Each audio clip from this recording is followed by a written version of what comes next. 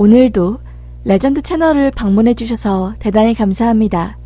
사연에 들어가기에 앞서 나레이션 속도가 느리다고 생각되시는 분은 오른쪽 상단 점 3개의 이모티콘을 눌러 속도를 조절해주세요.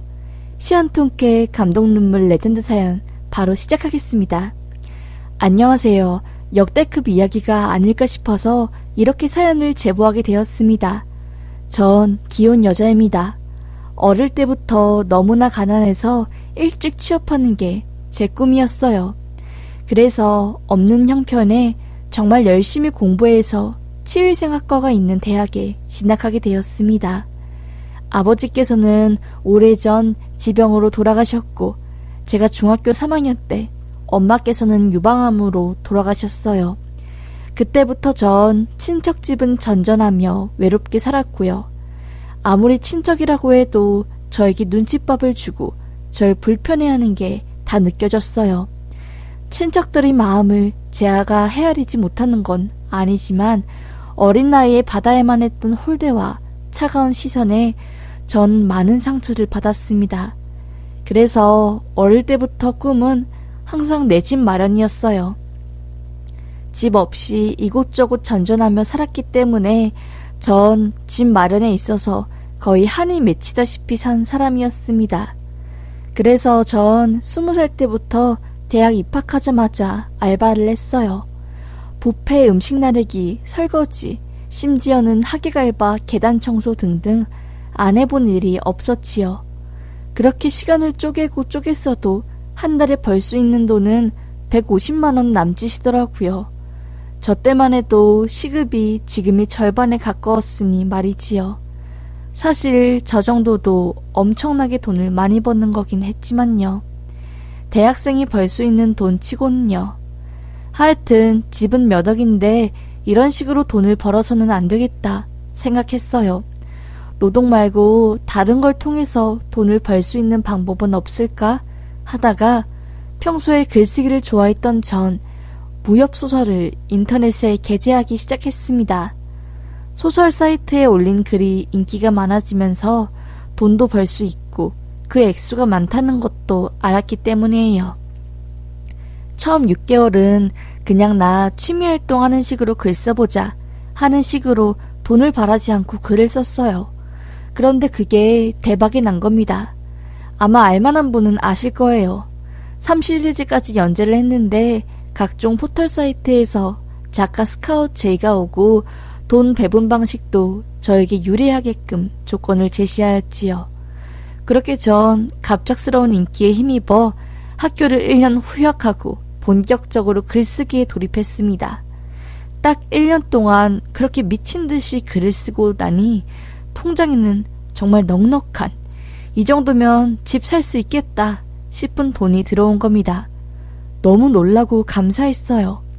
그렇게 전 서울의 작은 집을 제 명의로 젊은 나이에 마련할 수 있었어요. 돈도 벌었고 어느 정도 여유가 있었지만 어쨌든 학교는 졸업해야 했기에 글 쓰는 시간을 줄이고 학교에 복학해서 치위생 자격증을 따고 그렇게 졸업을 했어요. 제 학과가 의대 안에 포함되어 있기 때문에 의대생 애들과도 만날 기회가 많았어요. 그렇게 친해진 의대생 애들 중에 알고 보니 제 소설이 광팬이었던 아이가 있더라고요. 너무나 신기했습니다. 제가 블로그에 연재할 때부터 알고 있었던 정말 진짜 팬이었어요. 그렇게 그 친구와 한참 소설로 이야기를 나누다가 어느새 절친이 되어 있더라고요. 그 남자아이는 보통 애들과 다르게 감수성이 풍부했고 눈물도 많았어요. 그 애의 모습에서 제가 예전에 힘들었을 때 그때의 제 모습이 보이더라고요. 신기했어요. 아마 그 남자아이에게도 말 못할 사정이 있지 않을까 싶었습니다. 그렇게 전 학교를 졸업했고 그 아이는 본과 공부가 몇 년 남아 있었어요. 전 졸업한 뒤 치위생사로 취업하지 않고 글을 쓰며 프리랜서로 활동을 했어요. 그러다 보니 자연스럽게 그 남자아이와도 멀어졌어요. 그렇게 2년 정도 서로 연락을 안 하고 살다가 어느 날 갑자기 그 친구에게서 연락이 왔더라고요. 잘 사냐? 왜 연락 한 통 없어? 너 졸업하면 나 안 볼 생각이었냐? 너무하다. 나 이제 졸업하고 대학병원에서 인턴 겸 수련할 겸 일하고 있어. 여기서 아마 3년 정도 일하지 않을까 싶어. 내 형편에 개원은 무리고 요즘 힘든데 너 생각나서 이렇게 연락해봤다. 안 바쁘면 한번 만나서 술이라도 마시자 라는 겁니다. 그 문자가 어찌나 반갑던지 전 바로 답장을 했지요. 그래 만나. 나도 보고 싶어. 바빠서 연락 잘 못했다 보니까 순식간에 몇 년이 흘렀네. 빨리 보자 하고요. 그렇게 저는 그 아이와 만나게 되었고 같이 그동안 못했던 이야기를 하며 술잔을 기울였어요. 서로 술이 취하다 보니 진솔한 이야기가 나오더라고요. 그러다 그 남자아이가 펑펑 울면서 말하는 겁니다. 자기는 어릴 때부터 새엄마 손에서 자랐는데 새엄마는 항상 나를 괴롭혔다. 등수가 조금이라도 떨어지면 바로 벨트를 가져와서 날 무자비하게 몰아세우고 내 꿈은 없었다고. 내 인생은 없고 오직 새엄마의 요구대로 살아왔다고. 집이 가난하니까 어느 정도 공부머리가 있는 나를 통해서 새엄마는 인생필 기회를 엿본 것 같은데 이제는 이렇게 살고 싶지 않다고. 나도 너처럼 꿈을 찾아서 떳떳하게 성공하고 자유롭게 살고 싶다며 엉엉 우는 겁니다. 전 그 아이에게 그런 아픔이 있는 줄은 꿈에도 몰랐지요. 아이고, 마음이 찡했습니다. 그렇게 전 제 과거 이야기를 말해주면서 그 친구를 위로해 주었어요. 그날 이후로 저희는 더 가까워졌고 대학교 다닐 때보다 더 친하게 되었습니다. 적어도 일주일에 2-3번 만난다니까 안 보면 섭섭하고 허전하더라고요. 전 이게 사랑인 줄 몰랐습니다. 맛있는 거 먹을 때면 그 친구가 생각나고 어디 놀러 갈 때면 여기 같이 오면 좋겠다 이런 생각이 들더라고요. 그러다 그 친구도 저와 같았는지 먼저 마음을 표현했고 그렇게 저희는 사귀게 되었어요. 제가 살고 있는 집이 그 친구가 근무하는 병원과 가까워서 그 친구도 몇 번 놀러 왔고요. 제가 그 집을 살 때만 해도 그렇게 비싸지 않았는데 몇 년간 집값이 어마어마하게 올라서 많이 비싸진 상태였습니다. 제 능력으로 그 집을 샀다고 했을 때 그 친구는 정말 배운 점이 많은 사람인 것 같다며 저를 치켜 세워주더라고요.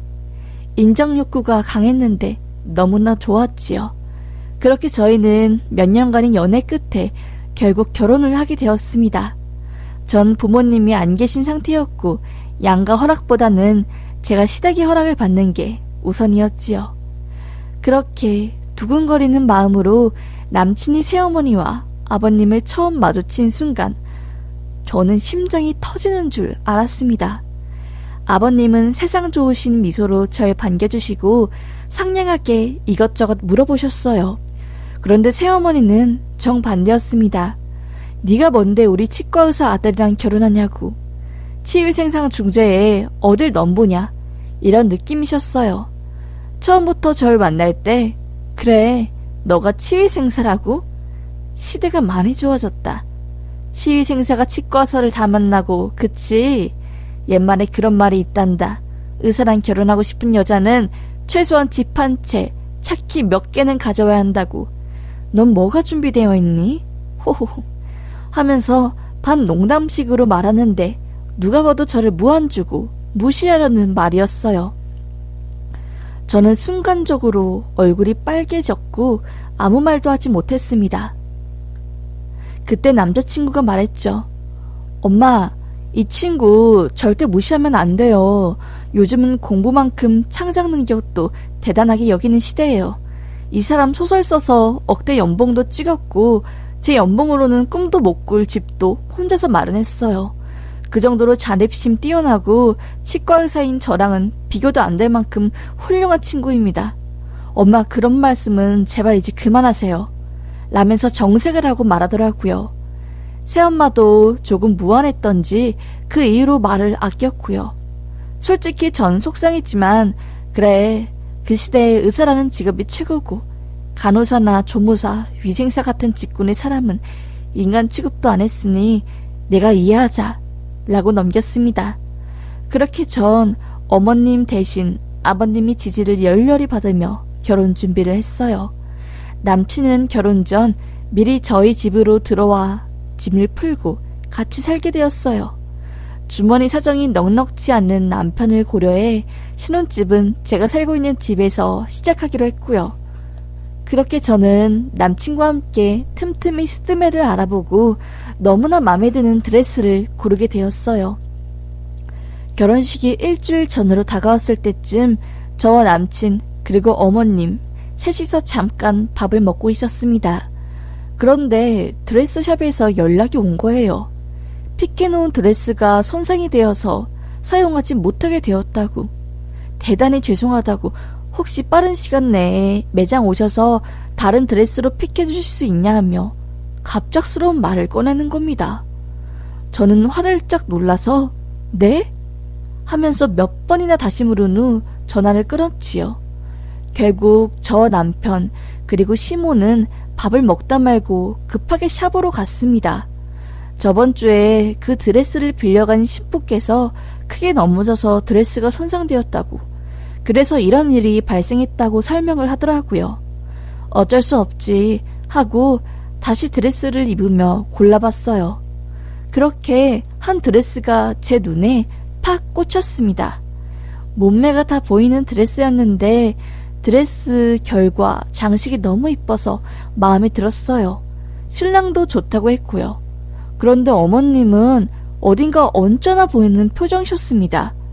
계속 제 몸을 위아래로 훑는 거였어요. 어머님의 표정을 보고 저도 속상해서 커튼을 치고 원래 옷으로 갈아입고 있던 순간 갑자기 어머님께서 안으로 돌아오시는 겁니다. 그러고서는 저희 배를 정말 풀스윙으로 때리며 넌 일주일 뒤에 드레스 입는 애가 몸매 관리 안 하니? 배가 그렇게 툭 튀어나와서 정말 하객들이 뭐라고 생각하겠어? 하면서 배를 계속 차는 겁니다. 전 너무 당황스러워서 아무 말도 못하고 명치를 부여잡으며 꺽꺽대고 결국 드레스를 벗고 옷을 갈아입으려고 하는 순간 제가 정신을 잃고 쓰러졌어요. 순간적으로 기절했습니다. 눈 떠보니 병원이었고 어떻게 된 일인지 감이 안 잡혔습니다. 알고 보니 어머님이 제 배를 때렸을 때 제가 갑자기 하혈을 했고 직원이 깜짝 놀라 어머니를 제지한 거예요. 안에서 시끄러운 소리가 들리니 남편이 들어왔고 저는 이미 하혈로 인해 기절했고요. 그런데 병원에 가서 알게 된 충격적인 사실이 있었습니다. 제가 임신 한 달 차였대요. 원래 달거리를 몇 달에 한 번씩 하는 저였기에 이번 달도 안 하길래 당연히 그런가 보다 했는데 알고 보니 임신 상태였고 전 몰랐던 거였지요. 그 배가 똥배가 아니라 임신배였는데 어머님은 제 배를 그렇게 무참히 때렸고 저는 유산으로 인해 극심한 고통으로 쓰러진 거였습니다. 사태 파악을 한 남편은 새엄마를 향한 분노를 참을 수 없었고 결국 새엄마에게 욕을 하면서 연을 끊자고 했다네요. 소식을 듣고 달려온 아버님께서도 화가 나서 결국 새엄마에게 모진 말을 내뱉었고 새엄마는 이혼 선언을 하며 사과 하나 없이 그렇게 병원을 떠났답니다. 전 너무 화가 났어요. 저게 사람인가? 어떻게 이럴 수가 있나 싶었습니다. 당장 결혼이 일주일 앞으로 다가왔지만 전 너무 힘들어서 아무것도 할 수 없었어요.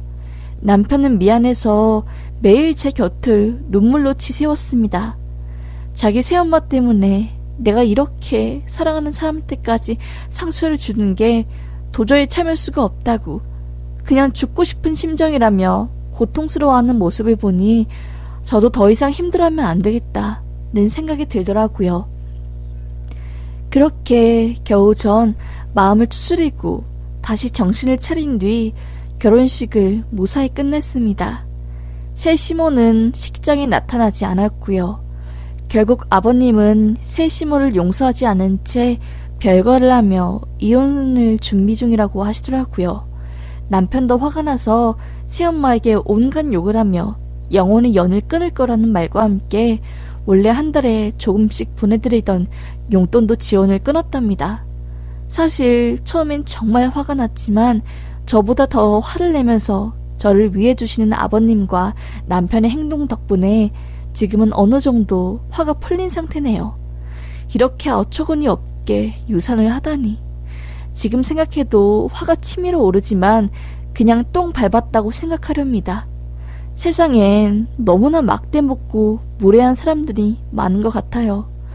무심코 던진 돌멩이가 개구리를 죽인다는 걸 모르나 봅니다. 본인은 뚱뚱하다고 충고하려고 한 행동이 누군가의 생명을 죽인 거였으니 말이지요. 하여튼 그렇게 폭풍 같은 결혼 준비와 식이 끝나고 지금은 집에서 쉬고 심리 상담을 받으며 상처를 치유하고 있습니다. 남편도 어릴 때 새엄마에게 받았던 모진 행동 때문에 생긴 트라우마를 지금 저와 함께 상담받으며 치유하고 있네요. 잘못된 가치관을 가진 어른 한 명이 몇 명에게 피해를 주는지 모르겠습니다. 나이가 많다고 해서 다 제대로 된 어른은 아닌 것 같습니다. 전 절대로 그 사람처럼 살지 않으려고요. 지금 이 글을 보고 있는 김춘자 씨, 그렇게 살지 마세요. 본인 피가 안 섞였다고 재혼한 남편의 아들을 그렇게 괴롭히고 돈 주는 기계로 알고 막대하지 마시고요. 며느리도 누군가의 귀한 자식이고 사람이라는 것을 아셨으면 좋겠습니다. 모두에게 버림받아 혼자 남게 되셨으니 그 시간 동안 반성하셨으면 좋겠네요. 제 사연은 여기까지였습니다. 감사합니다. 이상 레전드 사연이었습니다. 사연이 재미있으셨다면 구독과 좋아요를 눌러주세요. 영상에 대한 의견이 있으시다면 자유롭게 댓글을 통해 의견을 보여주세요. 다음 영상에서 또 만나 뵙겠습니다. 감사합니다.